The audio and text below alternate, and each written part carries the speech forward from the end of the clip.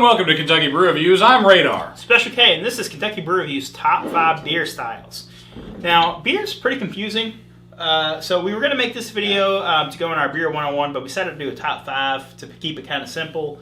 So we're just going to talk about our top 5 favorite beer styles, and that's not just ours, it's the whole show. So everybody on the show, we made a list out of the... Actually asked people their opinions. And we're not talking subcategories, so we're not going to go into hazy IPAs and Hefeweizens, Imperial, dark red IPAs and stuff like that. We're going to go in general categories. That one beer that was made by that one company that one time. So, and a lot of these beers fall under a specific category, and that brings us to our number 5.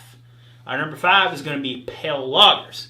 Now, Pale Lagers is sort of an umbrella that covers American adjunct lagers. Mm-hmm. So, like, you have like Hamm's, Pabst Blue Ribbon, Budweiser, Coors, stuff like that. Got your good old Genesee. It also covers your malt liquors like... Oh, I didn't even think about that. Yeah. Oh, I hate this answer more now. Steel Reserve. Yep. Man. Steel Reserve. Mickey's. Colt 45. Wonder if... you know. Yeah, no, I didn't even think about that. Yeah, that's true. Those are very popular beers. I hadn't even thought about that. So that's why you were pulling so hard for it. So that's why it's on number 5, because those are great beers. They're easy drinking. You know what they're there for. Most of them. I mean, there are bad beers in that category, obviously. Every category is going to have bad beers in it. But that one, I feel like it's pretty broad and it covers a lot of beers. And I would say that's number 5. We should do top 5 bad ones, too. We already know Barley Wine's going to be number 1. Barley Wine probably would be in there. Not a whole lot of people like Barley Wine. It would be number 1. Number 4, yeah. Stouts. That's fair, yeah. Old Rasputin, left-handed, Nitro. Dragon's Well, Milk. actually, a lot of left-handed brews. Anyways, there's Guinness. Yeah, everyone knows Guinness. Dragon's Milk. Stouts are great. It's got to be the right time of the year for me in a stout. That's why it's not higher up on the list. This was a hard debate for us because we went back and forth between stouts and porters. I think that they're too similar to have both on the same list. According to we based this off a Beer Advocate list of the beer styles. They had about 15 styles, and then they had them broken down. The main styles and subcategories. Porter was on its own thing, same as stout. My thing with stout is they're stout juniors, so they're very light stouts. I honestly would have put both of them on the list if they weren't so incredibly similar. I would agree with that. They were so close. It was hard to decide on which one to put on there. But we ended up going stouts because I feel like there's more good stouts. So you have Founders KBS. You have CBS. So long. It's good, isn't it? It's actually pretty good. I had forgotten for a 6-pack. Yeah, it's hard to find. I used to get it in cases. That's the way to go. But I think stout is really good as a number 4. So our number 3 is the number 1 hipster beer in the United States. I think this should have been higher. I fought for this. We went with more drinkable options for higher numbers, but number 3 is IPAs, and this covers like hazy IPAs. One of my personal favorite styles, which are red IPAs, which you don't see very often. I'm a big fan of red IPAs. Hazies are Imperials, good. doubles. There's always. I'm not even going to say it now. So what are some of your favorite IPAs recently? Okay, recently. Yeah. Sculpin is really good. Sculpin is probably one of the most recognizable, enjoyable IPAs that I think we've had in a long, long time. I'm a big fan of Cliff Jumper. Cliff Jumper is really good. Yeah. Not super heavily distributed. Like not everyone's going to be able to get a hold of it. Mm-hmm. Voodoo Ranger. That's a good IPA. Stone Liquid Poem. This is surprisingly unique. I hate everything on that bottle, but you are right. Unique one. He's out of line, but he's right. What's that other one we had? Sycamore. What was that Sycamore? What was it called? Right Harp also actually makes an IPA. It's not like what you would think of as an IPA, but it is an IPA. Mm-hmm. Same company that makes Guinness. What was that Sycamore beer, Radar? That Sycamore? Candy Mountain? No, Mountain Candy. Mountain Candy. Yeah. That was a hazy, good hazy. What? That was pretty good. I enjoyed that. There's a lot of variation in IPAs, and that's why I think it should be higher up on the list. But I understand how it wound up on third. Yeah. Number 2 is going to be sours.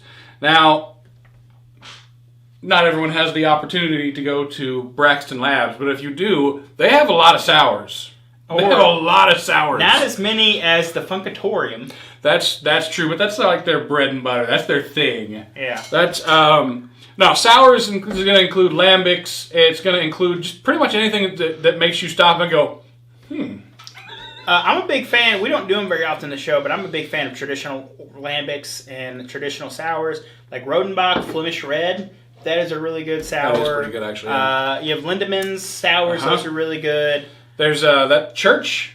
Urban Artifacts. Urban Artifacts, yeah. Urban Artifacts. They only do sour beers. So sour beers are really... And you have Wild Ales.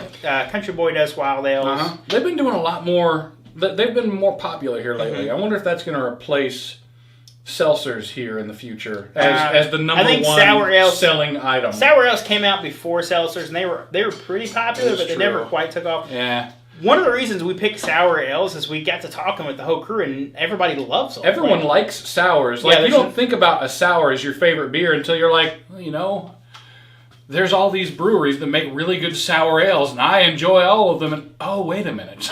And, you know, if you think about it, like, we talked to everybody in the crew, and then everybody was like, you know, everybody's only ever had maybe 1 or 2 bad sour beers. And then everybody likes sours as opposed to like stouts or IPAs. There's always 1 or 2 people on the show. I feel like some of those were just poor decisions. That's true. Like sometimes the spicy pickle one that tasted just tasted like dirt. Yeah, that's the thing that pops into my head. That's really the only one that I can think of that I was like, ew. Why did we buy this? Sours are kind of a niche, but they are really good. So number 1, we picked, in our opinions, the most drinkable and pretty recently priced. So price is an issue. Sours and stouts are all expensive. American adjunct lagers, so the pale lagers, those are cheap. Those are number 5. But it's the most bought beer in the U.S. Right. So our number 1 is going to be pale ales, not American pale ales specifically, but pale ales. This falls English pale ales, American pale ales, blonde ales. It's a huge category of ales on there. And a personal favorite of mine is Country Boy Halfway Home. But there are a ton of pale ales out there that are good. Country Boy actually makes a lot of pale ales now that I'm thinking about it. Yeah. Like, Cougar Bait counts as a pale ale. And actually, it's a lager. Well, okay, yeah, you're right. Never mind. But yeah, there are a ton of pale ales out there. They're pretty available, and I think they're a good starting point for most people. You can definitely find a pale ale wherever it is you live. I feel like they appeal to more people. Out of all the beers on the list, I feel like they appeal to the most people. Craft beer guys, non-craft beer guys. Like, if you're going to go and do something other than sit and be like, ooh, yes, this beer reminds me of this specific flower. If you're going fishing or something, you're probably going to bring pale ale with you. What are some of your favorite pale ales? Everybody knows mine's Halfway Home. You know, Sierra Nevada makes a good pale ale. Yeah, their regular pale ale is really good. Their regular pale ale is actually, I think it's probably close to the top. I'm going to say, actually, it's one of my favorite. There's also, there's a New Glarus version. Yeah, New Glarus is hard to find, but yeah, the Moon Man or something, I think that one is. Yeah, the Moon Man. Yeah, that's a good one. Makes me want to buy moon pies every time that I look at it. Because I'm counting because, you know, why not? What about you? Do you buy a lot of pale ales? It's pretty much, if I'm going to drink beer on my own, it's pretty much what I buy. I like to try new ones from time to time, but Shipyard makes a pretty solid one. And there's a few other ones out there I like to try from time to time. But, you know, Country Boy Halfway Home is my go-to. And everybody on the show Home is really good. I think West 6 has one. I think it's, what is it? Their Penny or something? Pennywise? The Pennywise beer? Yeah. The beer that hides in sewers and murders people? Yeah, they had one that was really good. But again, that's another local brewery. I would say most beer styles, there's only a few that we don't, I would say that we universally don't like or mostly don't like. You know, like barley wines would never make this list. Most of us don't like barley wines. I'm not brown ales are okay, but there's a lot of people on the show that do not like brown ales. I'm not super interested in brown ales. That was another, a lot of the Shotgun Wedding. A lot of the problems you find with brown ales is like the ones that are popular in this region, they come in clear bottles. Yeah. And they don't ship super well. Well, Newcastle doesn't come in clear bottles anymore, I don't Does think. it not? No. Well, anyways, there's the Newcastle is the huge one that's around here, and Newcastle is just kind of bleh. Well, actually, Shotgun Wedding's super popular. Shotgun Wedding is really good. So Brownells are great. That was a debate. It's one of my favorite beers from Country Boy.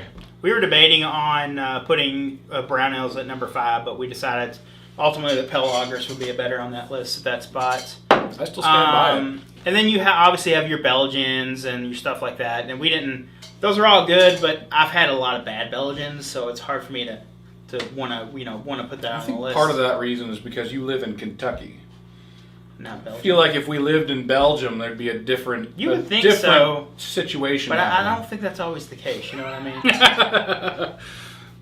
So if you guys would like to see any other top 5s on the channel, feel free to leave a comment down below. Let us know your top 5. I'm Special K. I'm Radar. Thanks for watching.